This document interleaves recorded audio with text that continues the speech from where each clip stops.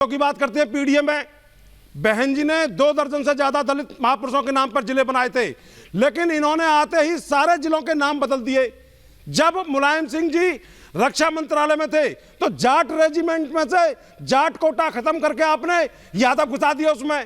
जब अजीत सिंह जी को मुख्यमंत्री बनाना था तो इन्होंने जो है वहां चुनाव करवा दिया और उनको बुला करके कहा कि हम आपको मुख्यमंत्री बनाएंगे, और धोखे से मुलायम सिंह मुख्यमंत्री बने। तो ये धोखेबाज पार्टी है। और आजम खान साहब को जो जेल हुई उसके पीछे भी इन्हीं की पार्टी थी। अच्छा, ना कोई देखने गया उनको। तो ये कौन से पीडीए की बात करते हैं? ओके, अनुराग भदौरिया एंडिंग कमेंट्स। एक मिनट सबको दे रहा हूं। ओके चौधरी साहब, अनुराग जी, हर्षवर्धन जी उसके बाद आ रहा हूं। अनुराग भदौरिया लूंगा अभी। ऐश्वर्य भाई 10 सेकंड और लूंगा। ये क्या बंदूक से दिखा करके आप गठबंधन करेंगे? एक जैन चौधरी जी से आप जो है उनको बंदूक दिखाएंगे, गुंडागर्दी करेंगे और जो है एक कौम को बंधक बनाने का प्रयास करेंगे। ये जाट हैं, इसी के कहने से ये जाट हैं, ये जाट हैं। ये जो है भेली दे देंगे और अपनी पे आ जाए तो गन्ने का टुकड़ा नहीं देंगे। अनुराग भाई ओके चॉइस, ओके और अभी ओके चॉइस, बस हो गया, बस भाई ने कंट्रोल किया। तो ये जाट जो है ना, इन्होंने मोदी जी ने वो एहसान किया जाटों पर। ये वोट झड़ के हम मोदी जी को मिलेंगे, ये मैं बता। अनुराग भदौरिया एंडिंग कमेंट्स। अनुराग भदौरिया एहसान फरामोश कौम नहीं है। अरे कोई नहीं, बिल्कुल। अरे किसने कह दिया? रिलैक्स जाट मोदी जी। अनुराग भदौरिया एंडिंग कमेंट्स। अनुराग देखिए भारतीय जनता पार्टी की किस बात पे यकीन किया जाए? पहले नरसिम्हा राव सरकार की नरसिम्हा राव को कोसती थी। जब हम लोग कहते थे कि नहीं उस समय बताइए। उसके बाद 2004 से बीच में नहीं, अभी एंडिंग कमेंट्स। अब आपने बोल लिया, आज अच्छी हो गई, आज अच्छी हो गई। सबको धोखा देते हैं, अभी बीच में को धोखा देते हैं। आप अच्छी हो गई, धोखा देते हैं। अरे चुप कराओ भाई, काहे को जबरदस्ती है? और यहाँ आकर के अरे चुप कराओ भाई, रिलैक्स। अरे चुप कराओ ना भाई, चुप हो जाओ। आपके पास ना कोई नीति है, ना नीयत है, और ना आपके पास कोई विचार है। अरे चुप तो कराओ यार, ठीक नहीं है ये डिबेट। अच्छा बोलिए। ठीक, अब ऐसा ही होता है जब आप बोलते हो सबके ऊपर।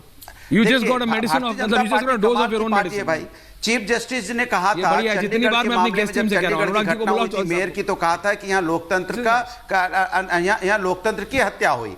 तब कह रहे थे चीफ जस्टिस ने बोला, उससे क्या है? आज चीफ जस्टिस ने बोला, उसको कह रहे नहीं चीफ जस्टिस आप सही कह रहे हैं। कमाल का भैया, आप तो अपने हिसाब से बदलते रहते हो।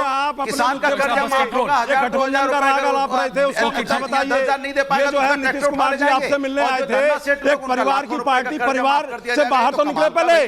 ये कमाल की पार्टी है, पड़ोसी से रिश्ते है नहीं। आपने इतने अच्छे रिश्ते अगर विदेशों से बना लिए, आपकी फॉरेन पॉलिसी इतनी अच्छी है, तो मैं तो लेमैन की तरह बोल रहा हूं। आप अपनी पॉलिसी के बारे में बताइए, 10 साल पहले आप अपनी पार्टी के बारे में बताइए। ये गठबंधन कौन से गड्ढे में जा रहा है उसके बारे में बताइए।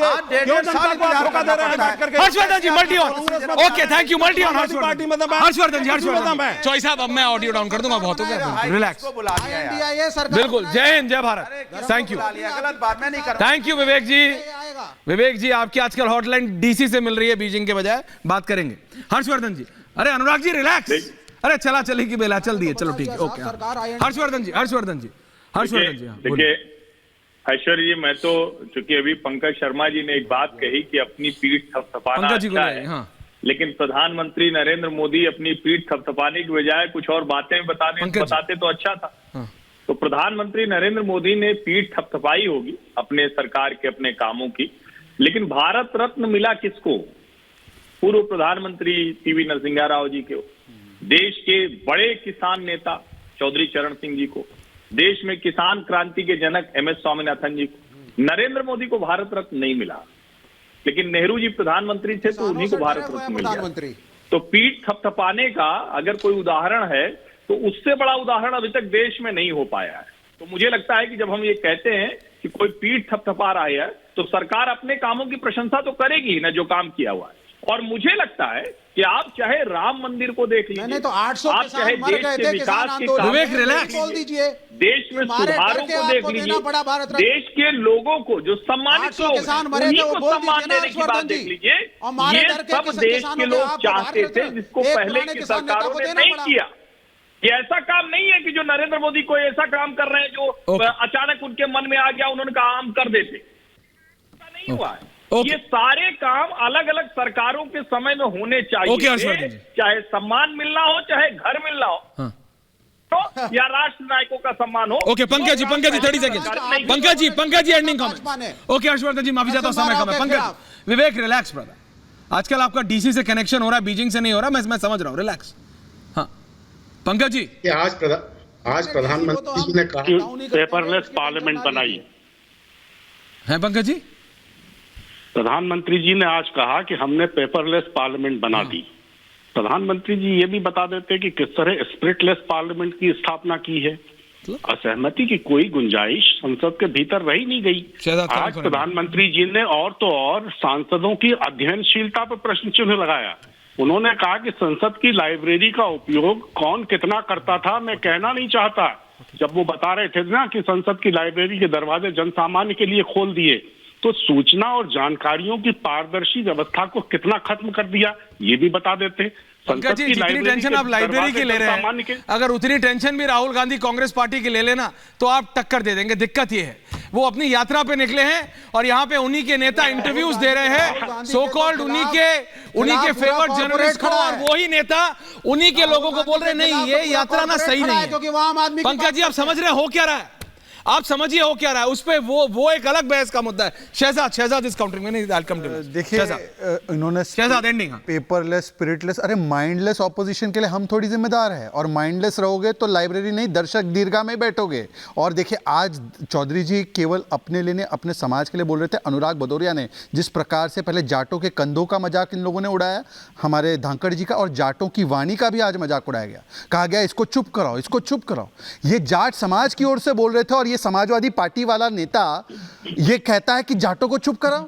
यही मानसिकता, और देखो भाग गया है डिबेट से। मुझे लगता है कि इस प्रकार की हरकतें करते अखिलेश जी आपको एक वोट नहीं मिलेगा। आप देख लीजिए आपके प्रवक्ता की क्या हरकत है। जाटों को चुप कराओ, जाटों के कंधों का मजाक उड़ाओ, ये नहीं चलेगा। Okay Vineet you wanted to say something. बोलिए। मुझे लगता है कि कल के जो 10 साल थे वो बड़े अच्छे थे पूरे हिंदुस्तान के लिए, और आने वाले 5 साल है उसमें हर आदमी को जो पक्का घर मिलेगा, जो वहाँ पे नल से पानी मिलेगा, जो पाइप से गैस मिलेगा, और इसके लिए पूरा देश सज्ज है। अब रही बात कम्युनिस्टों की, तो इनका क्या है, इन्होंने तो जब युद्ध हुआ था भारत चीन का तब भी गद्दारी की थी, उनसे और क्या अपेक्षा कर सकते हैं। लेकिन मैं तो सिर्फ इतना बता रहा हूं विनीत, ये देश देख रहा है। चौधरी साहब कुछ बोलना चाह रहा हूं? This are traitors of this country. तो विपक्ष को यही कहूंगा कि ये मोदी की सुनामी है, अपने छप्पर और छान को संभालो, छप्पर और छान टूट जाएगी आपकी। हर्षवर्धन जी चौधरी साहब कह रहे हैं विपक्ष को छप्पर और छान को संभालो, नहीं तो उड़ जाएगी छप्पर छान। जिसको समझ आ रहा है मतलब ये भारत। चौधरी जी की सलाह आज अच्छी है, दुरुस्त है। चौधरी जी की सलाह अच्छी है। विवेक जी ये आपको बीजिंग या वॉशिंगटन से नहीं समझ आएगा। पंकज जी समझ गए होंगे, छप्पर और छान को संभालिए। अनुराग भदौरिया मुझे लग रहा है छप्पर पकड़ने गए हैं। बहुत बहुत धन्यवाद आप सबका पूछता है भारत में। थैंक यू वेरी मच, धन्यवाद, थैंक यू।